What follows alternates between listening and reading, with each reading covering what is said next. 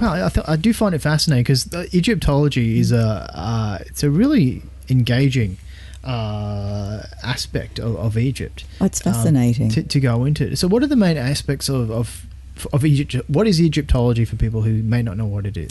It's a study of ancient Egypt.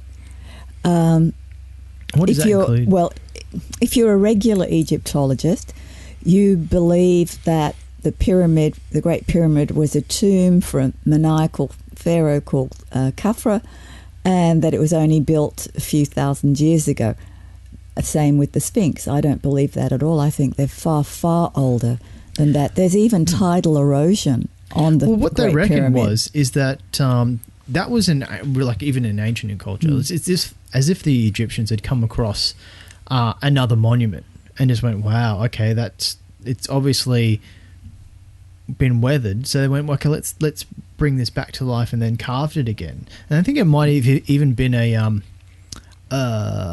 representation of like a big, massive like lion or cat. Yes, type it was creature originally, and they know this was the case because of obviously the weathering. And what they've done is, well, on the Sphinx there's rain weathering.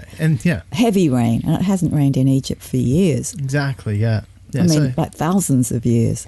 Well, the ancient Egyptians priests said that the sun, they knew in their history that the sun had risen 6 times where it now sets. So really? That's talking about pole reversals going. Yeah. So they said 6 times. That's a huge, huge span of time. Well, it's kind of funny that they also themselves just go, "No, that's the case." Smarten up, people. Stuff's happening. Yeah. Wow. So what else in Egypt do you get to go see when you go there? Well, I take people to see everything. We fly into Cairo, but do a few things in Cairo, then fly up to Abu Simbel, which is on the border of Sudan, and work our way all the way down again, going to all these sacred places. Is it all part of the Egypt, like the classical Egypt culture that we believe, or is it a different groupings of people that ruins you go see? What do you mean? Or do you go see different, not just like Egyptian ruins, or is it just mostly only Egyptian? Ancient Egyptian. Only ruins. ancient Egyptian? Yeah. Okay, cool. Yeah. But there's one place I pay again for a private access, and that's in Karnak Temple at night. And we go to the chapel of Sekhmet. Sekhmet is the goddess of power. And there's over a 7-foot statue in there, black basalt statue. And it's known as the last active statue, because the ancient priesthood knew a way of bringing the energy of that god or goddess down and putting it into the statue. And this statue is kept behind different sets of locked metal doors. And it's amazing. People have had spontaneous past life regressions in there. They see the face change, they see her move, they get knowledge about themselves and about the future, just the most amazing things. Yeah, we have another lady on our show, Josie, and I think Josie had a past life regression, and she was like one of these Egyptian ladies. She wasn't like obviously a queen, but she was part parcel in this sort of thing. So a lot of regressions do actually go back to this culture. Well, they do, and the amazing thing is that people all around the world from every religion and every nationality believe they've had past lives in ancient Egypt.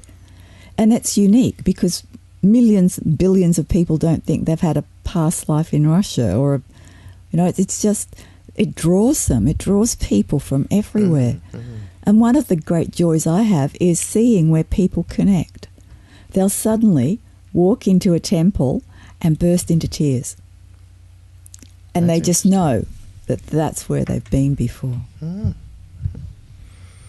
Do you think... Do you go to? Have you? I mean, I know your interest is in Egypt, but have you travelled anywhere else in the Middle East at all? Yeah, I've travelled. Travelled quite a bit. I grew up in the haunted house in England, and I love all that because England is such a haunted place that actually I'm toying with doing a haunted England tour. Love America. Love the Asian countries. Haven't done a lot through Europe, but I'd like to. And one of my best friends lives in Paris and keeps saying, do a tour here, and then I get to see you again. They go throw baguettes at you. I don't know. I've said to her, look, if you can find some interesting haunted places, I'll go. Watch out for ghosts throwing baguettes. I've always wanted to go to Egypt.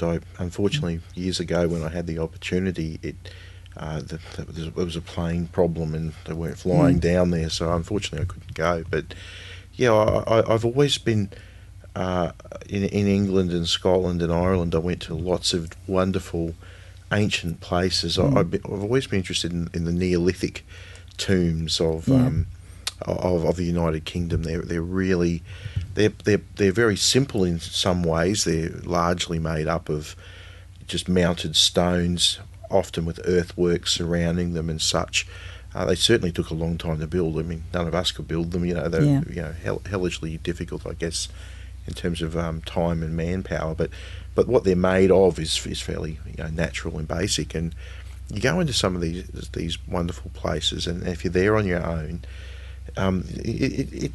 they're incredibly atmospheric. Yeah, I think it'd have to be like a cold plank of wood to not sort of feel that there's something there. I can't quite put my finger on what it is sometimes, but there's a definite feeling of not just the history. It's something more. This is a place of worship. This is where people have come, and this has been a sacred place. I mean, even I'm not Christian, but even when you enter a church, I think there's an obvious feeling of kind of warmth or some sort of impression. You're feeling love. That for thousands of years, people who absolutely loved that god or goddess have been in that place, and their love's still there, and you can still feel it. I always find very that fascinating. emotional. I love going and immersing myself in there, so I can understand when you take someone into a place that they never can normally go. I mean, it must just be amazing. It is. It's absolutely incredible. Have you ever accidentally locked yourself in? No, I've tried. No, you've tried. Okay. You're like, watch this lady. She keeps locking herself in this building. It's been wonderful to chat about all the tours and stuff, and pretty much, Jack, when are your tours on? Like, when can people go see the tours, and where do they get in touch with you? Just simply go to brisbaneghosttours.com.au. Halloween's coming up, most popular time of the year for us, and in November, of course, it's Friday the 13th as well. They're two of the most popular times for people to come on tours, and there's a heap of different tours. All of them are excellent. And Amber, how do people get in touch with you, and what sort of tours are you doing this at the moment? Do 2 tours a year, one in April, one in October, because that's spring and autumn in Egypt, so it's not too hot. They can get onto my website, mirrorofeternity.com. They can contact me through the website. If anybody is actually interested in coming, please know that I have to book the tours months and months before we're actually due to go. Because you'd have itineraries, all that kind of all stuff. All the itineraries are on the website, contact details, everything. Fantastic. I want to go. Please let me go for free. I will hug you lots and lots. Thanks, guys. You've been listening to the Conscious Wisdom Podcast. I'm your host, Kris R. Anderson, and we want to see you more, guys. So get on Facebook, get on Twitter, and check us out on latenightmedia.com/CWpod. Write some comments. All our old podcasts are there for you to go and see. So check us out. We're on iTunes as well.